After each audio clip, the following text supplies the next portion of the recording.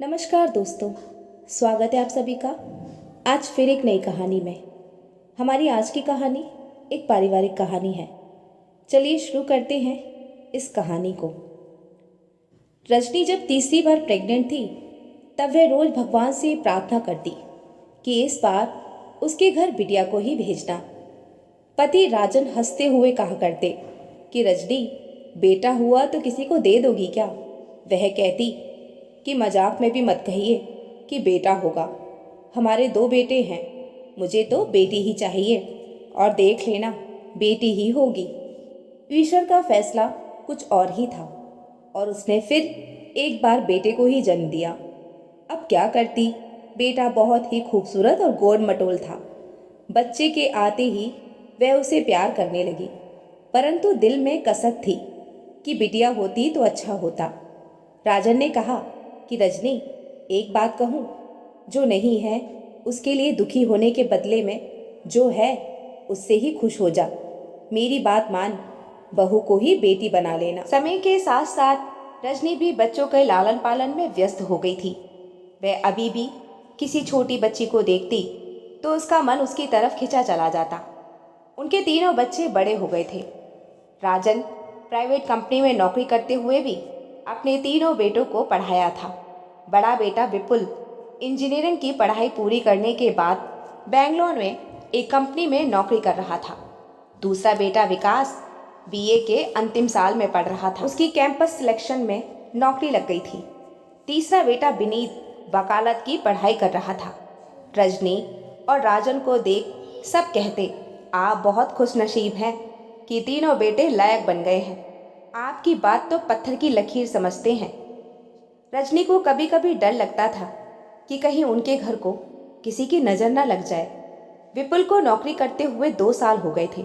माता पिता उससे शादी की बात करने लगे थे, क्योंकि लड़कियों के पिता राजन और रजनी से कई बार पूछ चुके थे रिश्ते के लिए। माता पिता के बार बार पूछने के बाद एक बार उसने बताया कि वह अपनी कॉलेज की एक लड़की अल्पा से प्यार करता है और उसी के साथ शादी करना चाहता है। हम सब बच्चों की खुशियों के आगे माता पिता विवश हो जाते हैं। उन्होंने खुशी खुशी विपुल की पसंद को ध्यान में रखते हुए उसकी शादी अल्पा से करा दी। अल्पा अपने माता पिता की इकलौती संतान थी, इसलिए उनका पूरा ध्यान अपनी बेटी पर ही रहता था। वे हैदराबाद में ही रहते थे। उनके पिता वकील थे। विपुल की शादी होते ही दोनों बच्चों के माता पिता बेंगलोर जाकर उन दोनों की गृहस्थी बसाकर वापस आ गए थे। रजनी को लगता था कि शादी के बाद बहू कुछ दिन उनके साथ रहे, परंतु उनकी नई नई शादी हुई थी, उन्हें अलग करना उचित नहीं था, तो मन मारकर रह गई। अल्पा शादी होते ही चली गई थी, इसलिए उसके बारे में ज़्यादा जान नहीं पाई थी। रजनी ने जब पहली बार अपने किसी रिश्तेदार के मुंह से सुना था कि वे दोनों अल्पा के माता पिता से मिलने आए थे, उसे बुरा लगा था। एक ही शहर में होते हुए भी बेटा उनसे मिलने नहीं आया। राजन ने कहा कि उनके बारे में ज़्यादा मत सोचो। बच्चे जब तक छोटे होते हैं माता पिता के होते हैं, बड़े होने के बाद उनकी अपनी ज़िंदगी होती है और अल्पा अपने माता पिता की इकलौती संतान है, इसलिए वे उनसे मिलकर चले गए होंगे। इस बीच राजन भी रिटायर हो गए थे। उन दोनों को एक दूसरे से फुर्सत ही नहीं मिलती थी। जब तक बच्चे छोटे थे उनकी परवरिश में ऐसे डूब गए थे कि अपने आप को समय ही नहीं दे पाए थे, इसलिए वे दोनों अपने पुराने दिनों की कसर अब पूरी कर रहे थे। एक दिन राजन ने कहा कि देख रजनी, विपुल का फ़ोन आया है कि अल्पा अपने माता पिता के घर से यहाँ आ रही है और तेरे साथ कुछ दिन रहना चाहती है। तुम अपनी बेटी की चाह को पूरी कर लेना। रजनी बहू के इंतजार करने लगी। वह दिन भी आ गया जब अल्पा रजनी के साथ समय बिताने के लिए उनके घर रहने आ गई। रजनी ने उसकी खातिरदारी के लिए जमीन आसमान एक कर दिया था। उसे रसोई में आने ही नहीं देती थी। सारे काम वे खुद करती। उस घर में सब कुछ अल्पा की पसंद का ही बन रहा था। इस अति प्यार से अल्पा ऊब चुकी थी। ये बात वे अपनी माँ से फोन पर बताकर हंस रही थी। रजनी मंदिर जाते हुए अपनी बहू से कहती है, अल्पा बेटा, आपके लिए नाश्ता रखा है रसोई में, ध्यान से खा लेना। और वह मंदिर के लिए निकलने लगती है कि तभी राजन ने कहा, रजनी, इतना काम करने की जरूरत नहीं है, अपनी सेहत पर भी ध्यान दे। रजनी हंसकर उसकी बात को अनसुना करके मंदिर चली जाती है। वहां से आकर देखा तो नाश्ता रसोई में ही पड़ा हुआ था। अल्पा कमरे में लेटी हुई थी। रजनी ने उसके सर पर हाथ रखकर कहा कि क्या बात है, उदास क्यों है? अल्पा ने कहा कि मैं ठीक हूँ माँ, विपुल ने चिट्ठी लिखी है कि उसे बुखार आया है, कमजोरी हो गई है, वे जल्दी से आने के लिए कह रहे हैं। ये सुनते ही रजनी ने राजन से कहा कि बहू के लिए टिकट करा दीजिए और बाजार से अच्छी सी साड़ी फल फूल ला दे। मैं घर में उन दोनों की पसंद के व्यंजन बना देती हूँ और पैक कर देती हूँ, विपुल को अच्छा लगेगा। बस फिर क्या था, घर भर में घूमते हुए रजनी ने अल्पा के जाने की पूरी तैयारी कर ली थी।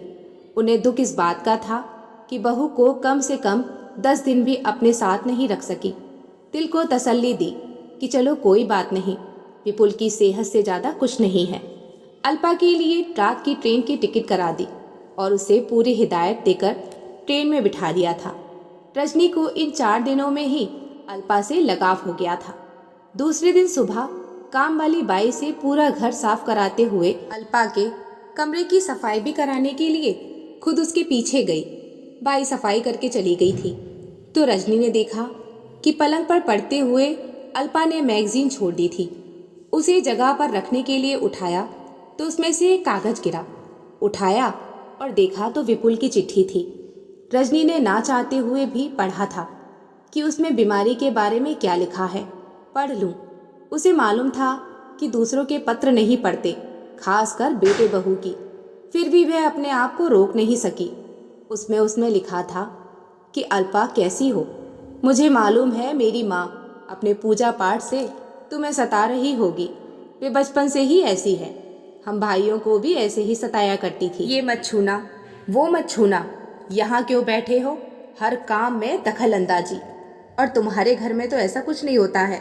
तुम्हारे माता पिता नए जमाने के और नए ख्यालात के हैं। तुम्हारी परवरिश अलग तरीके से हुई है। अब हम क्या करें, हमारी तो माँ है तो भुगतना तो पड़ेगा। परंतु तुम्हें तो मैं वहाँ रहने देना नहीं चाहता था, परंतु क्या करूँ, मजबूरी है। तुम एक काम करो, मैं बीमार हूँ कहकर माँ से कहो और यह भी कहो कि मैं तुम्हें बुला रहा हूँ। बस वह तुरंत तुम यहाँ भेज देगी। डार्लिंग, मैं पूरी तरह से स्वस्थ हूँ, तुम्हें यहाँ लाने का बहाना है और कुछ नहीं। कल मिलेंगे, मैं स्टेशन पर तुम्हें लेने आ जाऊँगा। बाय। पत्र पढ़ते ही रजनी की आंखें बरसने लगी। उसका दिल टूट गया था। वह वही ऐसे ही बैठी रह गई। राजन उसे ढूंढते हुए कमरे में पहुंच गए और रजनी से कुछ पूछते इससे पहले ही उसने उनके हाथ में पत्र थमा दिया था। राजन ने भी पत्र को पढ़ा और देखा रजनी रो रही है और कह रही थी कि देखिए ना, विपुल ने मेरे प्यार की क्या कीमत लगाई है। हमने बचपन से उन्हें किसी बात की कमी नहीं होने दी। उन्होंने जो चाहा वो हमने दिया।